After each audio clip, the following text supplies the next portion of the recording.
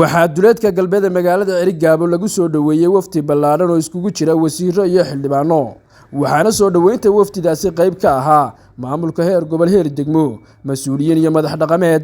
dhanka kale waxa iyaguna halkaasi hadalka u kala dambeeyay mas'uuliyiinta halkaasi lagu soo dhaweeyay iyagoo sheegay inay u socdeen xarka jarka mashaariic dhowr ah oo xukuumadda Soomaaliland ka hirgelisay gobolka Sanaag iyo dhagaxdhiga kuwa kale wafdiga sharafta leh ee ka kooban wasiirada badan iyo wasiir ku-xigeenno golaha baarlamaanka dhiijiyo waqti qaran oo xoogan waxaan ku soo dhaweynaynaa magaala madaxda gobolka Sanaag degmada Cerigabo waxaan wasiiro idinka iyo wafdiga la socda ee sharafta liba wiilkan soo dhawaada sulub wasiirka shaqo-gelinta Mustafa Maxamed Bile wasiirka qorsheynta Mr Buux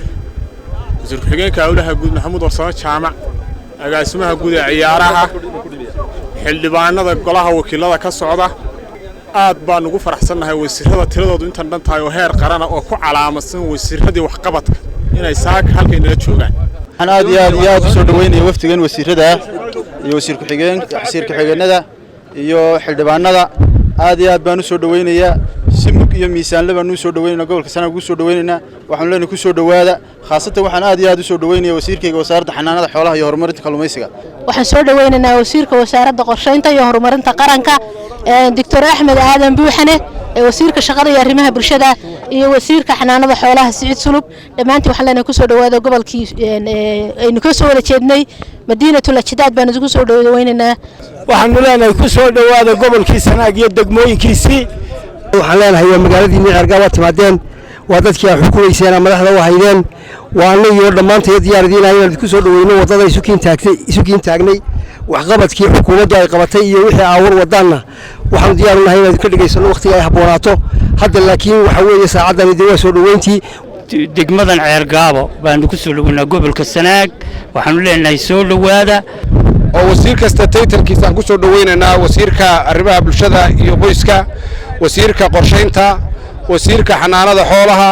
wasiir ku-xigeenka hawlaha guud iyo guriyeynta waxaan leeyahay gobolka ku soo dhawaada gobolku waa nabadgelyo waa lagu nabad qabaa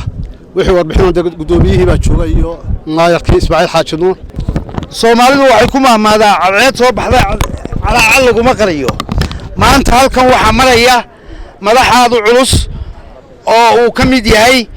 wasiirka xanaanada xoolaha iyo kalluumaysiga wasiirka qorsheynta wasiirka arrimaha bulshada wasiir ku-xigeenka hawlaha guud xildhibaan Khadar agaasimaha guud ee ciyaaraha xildhibaan Axmed waxaanu idinku soo dhaweynaynaa gamca furan wasiirka wasaaradda xanaanada xoolaha iyo horumarinta kalluumaysiga ay ka mid yihiin wasiirada la idin sheegay qorsheynta qaranka iyo arrimaha bulshada dhammaantiin waanu idin mahadnaqaynaa maamulka degmada ka gobolka bulshaweyntii salaadiintii halkan nagu soo dhaweysay wuxuuna u soconnaa waa shaqooyinkii qaranka iyo mas'uuliyiinta qaranku ay goboladii degmooyinka dalka ku tagayeen waxaan kaloo u soconnaa xukuumaddani muddadii koobnayd ee ay dalka ka jirtay wax fara badan oo horumarka qaranka oo laga qabtay guud ahaan dalka iyo gobolka Sanaag baa jira mashaariic waaweyn oo qaranka faa'iido leh gobolkana gaarwa ayaa la furi doonaa waa aamin goor gaaban hadalkeedna gaaban waan idinka mahadcelinaynaa soo dhaweynta dib baynu iska waraysan doonaa waa wada joogi doonaa mashaariicda la furayo iyo kuwa kale la eegi doono iyo kulamo joogta aynu qaadan doono oo aan xoogaa lagu noqonayno xaaladda gobolka iyo degmada iyo dadkaba ayaynu qaadan doonaa aad iyo aad baan idinku mahadcelinaynaa kelmaddeedu waa mahadcelin waad mahadsantihiin dadweynaha reer Cerigabo isku duuban ugu horeeya barasaabku maayarku taliyayaasha ciidamada madaxda heer degmo heer gobol cuqaasha dhalinyarada dhammaantood reer Cerigabo isku duuban waa u mahadcelinaynaa soo dhaweyntan qiimaha iyo qaayaha badan baan uga mahadcelinaynaa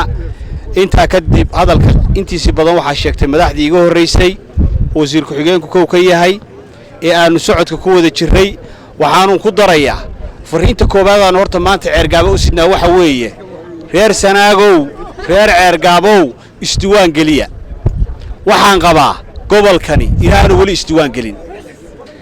haddii uu isdiwaan geliyana ay dad badan oo u haysta gobolada badan oo cod badan inay yihiin ama diiwaangelintoodu badan tahay ay isbedeli lahayd horta fariinta koobaad aanu sidnaa waa ta labaad sidii hore loo sheegay mashaariic qiimo leh ayaa laga jarayaa xadhiga oo wasiirka kalluumaysigu ugu horeeyo waxa kaloo maanta fursad idin ah inuu marayo wasiirkii qorshaynta qaranka ee qarankan wixii la helo uba qorshaynayay taasi waxay muujinaysaa tixgelinta reer Ceergaabo laydin hayo qodobka ugu dambeeyaan kaga ambabaxayana waxa weeye reer Ceergaabo xukuumadda intaas oo dhan u qabatay maalin walbana garab taagan ha u abaal celiyeen waxaan marka hore ka mahadnaqayaa soo dhaweynta qiimaha badan leh in lagu sameeyay afaafka hore ee magaalada Ceergaabo oo runtii soo dhaweyn aad u qiimo badan iyo qadarin mudan ahayd waa yeelkii wax garadka u horeeyo maayarka iyo gudoomiye gobolka in lagu soo dhaweeyeen waxa aan ka mahadnaqaynaa soo dhaweynta sharafta leh talabaadna runtii aniga kulay dareen gaar ah ii leedahay garan maayo sababta kulay waa baari doonaa meesha uu ku qalbi samahay الله عليه ما هو كسر دوادة عرقاب وقلب سمان غير العادي قال رنتي ورلوكي أويدا ورلوكي لقى صوت فيرمي رنتي وحوبها أنت تحقلين قارة إلى بوبها أنت هاي إلهي ذكي بشارين وايدين وضنا وحقبنا وايدين وضنا إلهي ذكي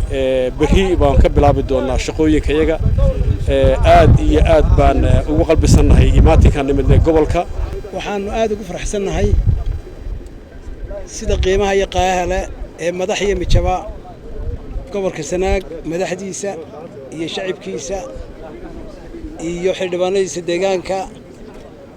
iyo dhaqankiisa iyo haweenkiisa intuba ay ayagoo israacsan midnimo nagu soo dhaweeyeen oo wax Ilaahay loogu mahadnaqo muhiimadda socodka iyagu waxa weeye safar shaqo ugu dambeyntiina waxaa loo soo galbiyay dhanka gudaha magaalada Ceergaabo ورسم كاف عبد الرشيد آدن SBC Ceergaabo